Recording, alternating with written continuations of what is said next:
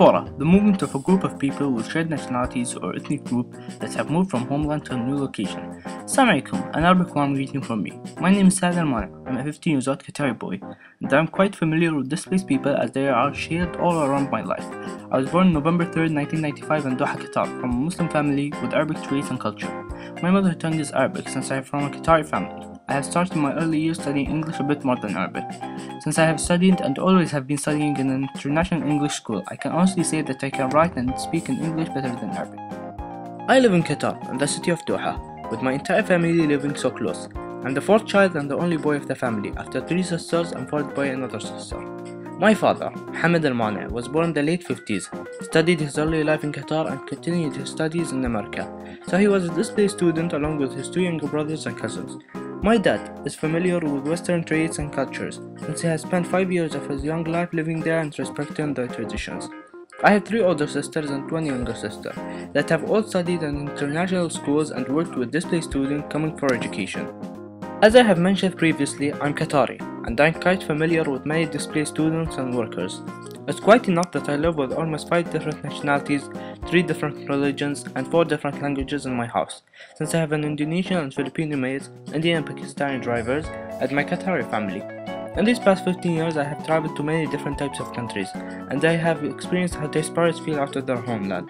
Then comes my school with a massive amount of displaced students and teachers of different nationalities, religions, and languages that have all gathered to share knowledge and open thinking.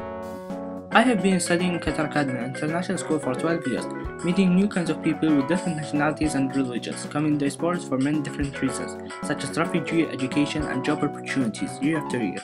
I have been interacting with them and adapting a half new lifestyle, such as Western music, American fast food, and probably the clothes I wear when I traveled these past couple of years. Most of our culture and traditions based on our religion in Qatar, which is Islam. I can honestly say that I enjoy our traditions in Qatar, from the smallest things up to the biggest. My background goes back to my family, where we have some of our own traditions, such as going to the Midlands most of the night, where we'd meet new visitors every night, and after every Friday prayer for lunch. Many visitors from many different places join us for social gatherings, such as workmates, workers, and foreign friends. Usually my cousins and I plan our day in the Midlands, and in the end return to our beloved Midlands for dinner. I'm living my own culture and following our tradition, and I'm thankful for this privilege to experience our culture, such as food, where we eat and make our own food that's shared all around the city, which consists of rice and usually chicken or lamb.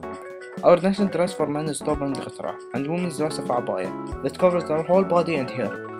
Qataris would usually play some sport activities in the summer, such as fishing and sea sports. In the winter they would go to the desert to hunt and camp. In this past decade, Qatar has adopted many traditions from diasporas. When you go out in the streets now, you would barely find any Qatari restaurants, mostly American, European, or Lebanese.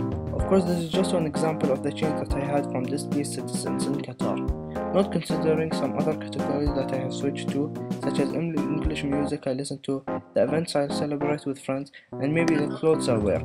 Qatar is open to other cultures and traditions, but in a controlled amount and by respecting our culture first.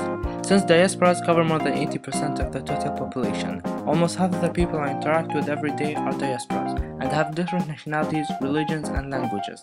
And despite that, I'm cooperating and open-minded to them all. After all, we're all humans, brothers and sisters, and one family.